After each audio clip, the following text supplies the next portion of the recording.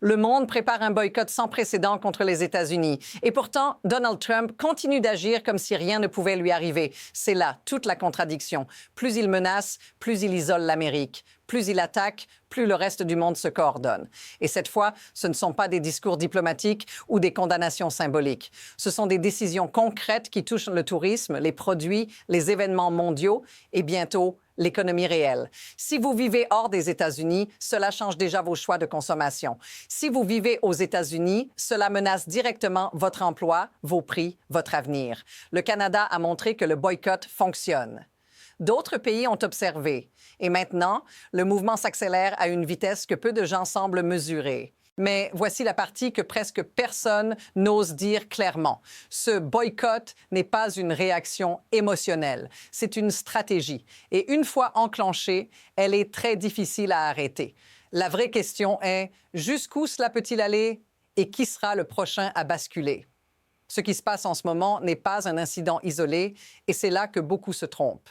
On pourrait croire qu'il s'agit simplement d'une nouvelle polémique autour de Donald Trump, d'un excès de langage de plus, d'une provocation destinée aux médias. Mais regardez de plus près. Le boycott qui monte aujourd'hui n'est pas né d'un seul discours ni d'une seule décision. Il s'inscrit dans une séquence, une accumulation, une... Tout a vraiment commencé lorsque le Canada a cessé de considérer les menaces de Trump comme du théâtre politique. Quand il a parlé du Canada comme d'un 51e État, puis qu'il a multiplié les pressions économiques, Ottawa a répondu sans conférence de presse spectaculaire. Les Canadiens ont réduit leur voyage vers les États-Unis. Ils ont évité les produits américains. Et selon les observateurs cités, l'impact a été réel, suffisant pour que le reste du monde prenne note. Aujourd'hui, avec les menaces militaires, les tarifs punitifs et les attaques répétées contre la souveraineté d'autres pays, cette logique s'étend. Ce n'est plus une question d'émotion, c'est une question de précédent. Et la question centrale devient alors évidente. Si le Canada a pu le faire, pourquoi pas les autres? Voici le point que beaucoup préfèrent ignorer. Ce mouvement n'est plus abstrait, il devient mesurable. Au Danemark, après les propos de Donald Trump sur une possible invasion du Groenland et ses attaques verbales contre le pays, une application a explosé en popularité. Sa fonction est simple, scanner les produits pour vérifier s'ils ont un lien avec les États-Unis. D'après le contenu fourni, cette application est devenue l'une des plus téléchargées du pays, au point d'éclipser presque tout le reste sur les stores. Ce n'est pas un slogan, c'est un comportement de masse. Et ce détail change tout, parce qu'un boycott qui nécessite un effort disparaît vite. Mais un boycott intégré dans les gestes quotidiens, au moment même de l'achat, devient durable. Il transforme une opinion politique en réflexe économique. Et remarquez ce qui manque dans les réactions de Trump. Aucune tentative d'apaisement, aucun recul stratégique, à la place des menaces supplémentaires, des insultes et une escalade verbale qui alimente exactement ce que ses opposants cherchent à construire. C'est ici que l'histoire commence à basculer. Car quand les consommateurs changent leurs habitudes avant même que les gouvernements n'agissent, le rapport de force se déplace. Et maintenant, regardez comment Trump lui-même accélère ce processus. Ce qui accélère tout, ce n'est pas seulement le boycott lui-même, mais la manière dont Donald Trump réagit quand il se sent défié. Prenez l'épisode avec le Canada. Après le déplacement du premier ministre Carney et ses discussions commerciales avec la Chine, Trump publie un message menaçant. Il évoque des droits de douane de 100%, accuse le Canada de servir de porte d'entrée à Pékin et parle d'une nation qui serait dévorée si elle ne se soumet pas. Ce ne sont pas des mots lancés en l'air, ce sont des signaux. Puis regardez le contraste. Une semaine plus tôt, Trump qualifiait ce même accord avec la Chine de « bonne idée ». Même action, deux discours opposés. Et c'est là que l'escalade devient visible. Les partenaires étrangers ne voient plus une stratégie cohérente, mais une instabilité, une imprévisibilité assumée. Historiquement, c'est exactement le type de comportement qui pousse les États à réduire leur dépendance, pas à renforcer leurs liens. Ce qui était autrefois impensable commence à se normaliser. L'idée que coopérer avec les États-Unis comporte désormais un risque politique et économique. Et une fois que cette perception s'installe, elle ne disparaît pas facilement. Alors regardez comment cette dynamique s'intensifie encore. Le boycott ne reste plus cantonné aux consommateurs ou aux réseaux sociaux. Il commence à toucher des symboles mondiaux. En Allemagne, un dirigeant de la Fédération allemande de football pose publiquement la question d'un boycott de la Coupe du monde 2026. Pas dans un moment de colère. Calmement. Il demande si le moment est venu de réfléchir concrètement à ne pas participer à un événement organisé aux États-Unis. Et il ajoute que pour lui, ce moment est déjà arrivé. Ce détail est crucial. Le football n'est pas un sujet marginal. C'est l'un des rares langages vraiment universels. Quand des responsables sportifs commencent à douter ouvertement, ce n'est plus seulement politique, c'est réputationnel. Et remarquez ce que cela implique. Des supporters qui se demandent pourquoi ils voyageraient vers un pays qu'ils perçoivent désormais comme hostile, imprévisible, voire dangereux. Cette question circule, elle s'amplifie et elle s'auto-alimente. C'est ici que la normalisation devient évidente. Ce qui aurait semblé extrême il y a un an devient aujourd'hui discutable à voix haute. Et à partir de là, la pression change de camp. Et maintenant, regardez la vitesse à laquelle tout s'empile. Pendant que ces appels au boycott gagnent du terrain, l'image des États-Unis continue de se détériorer à l'étranger, alimentée par une succession d'épisodes de plus en plus troublants. Des opérations de la police des frontières et de l'ICE sont décrites comme brutales, choquantes, parfois mortelles. Un cas précis est cité. Un homme présenté comme innocent est tué, puis publiquement qualifié de terroriste par le régime. Ce n'est pas un débat théorique. Ce sont des faits relayés, commentés, partagés à l'échelle mondiale. Dans le même temps, Trump publie des images de lui-même, des messages étranges, presque déconnectés de la gravité de la situation. Ce contraste frappe les observateurs étrangers. D'un côté, des morts, des menaces, des tensions diplomatiques. De l'autre, une communication qui semble ignorer la crise.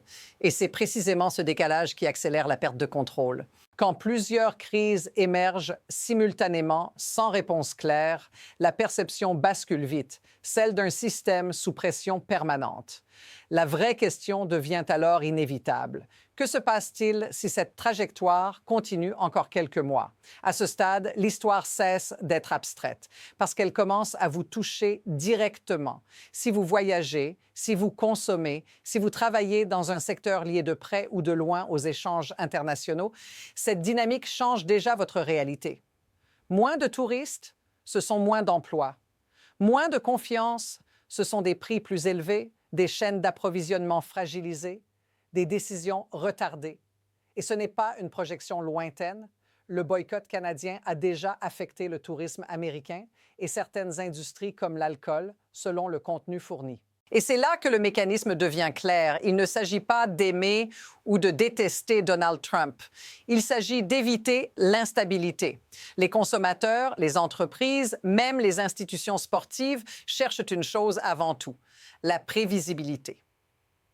Quand un dirigeant menace un allié un jour et le félicite le lendemain pour la même action, le signal envoyé est simple. Le risque augmente. Si cette sensation vous paraît familière, ce n'est pas un hasard. Beaucoup de gens commencent à la ressentir en même temps. Et une fois que cette peur silencieuse s'installe, elle redessine tout l'échiquier. C'est ici qu'il faut prendre du recul parce que la mécanique derrière ce mouvement est plus froide qu'elle n'en a l'air. Ce boycott ne fonctionne pas grâce à l'indignation, mais grâce aux incitations. Quand des pays voient un dirigeant utiliser les tarifs, les menaces militaires ou l'humiliation publique comme levier politique, ils s'adaptent, ils diversifient, ils réduisent leur exposition, ils déplacent leur partenariat. Ce n'est pas idéologique, c'est défensif. Regardez ce qui se dessine en filigrane. Des accords commerciaux négociés sans Washington, des coopérations renforcées entre puissances dites intermédiaires, un discours de plus en plus assumé sur la nécessité d'agir ensemble pour ne pas subir. Dans le contenu fourni, cette idée est formulée clairement. Si vous n'êtes pas à la table, vous êtes au menu. Et cette phrase circule parce qu'elle décrit un sentiment partagé. Ce qui rend la situation troublante, c'est que ce système se nourrit de lui-même. Chaque menace supplémentaire renforce l'envie de s'en protéger. Chaque sortie agressive valide la décision de s'éloigner. Et une fois ce cercle enclenché, il devient très difficile à inverser. Maintenant, regardons où cette trajectoire peut mener à court terme sans tirer de conclusions définitives. Deux chemins commencent à se dessiner. Le premier est celui de l'escalade. Les menaces continuent, les tarifs augmentent, le ton se durcit et de plus en plus de pays décident qu'il est plus sûr de limiter leurs liens avec les États-Unis. Les boycotts deviennent plus organisés, plus visibles, peut-être même coordonnés autour d'événements majeurs comme la Coupe du Monde 2026. Pas par idéologie, mais par calcul. L'autre chemin est plus subtil, mais tout aussi puissant. Les États-Unis restent officiellement au centre du jeu, mais perdent progressivement leur statut de partenaire incontournable. Les accords se font ailleurs. Les investissements cherchent des zones plus stables. Les décisions importantes se prennent sans attendre Washington. Dans ce scénario, il n'y a pas de rupture spectaculaire, juste un glissement, lent, silencieux.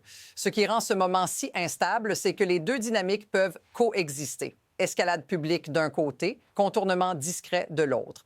Et pendant ce temps, chaque nouvelle déclaration de Trump semble pousser un peu plus vers cette bifurcation.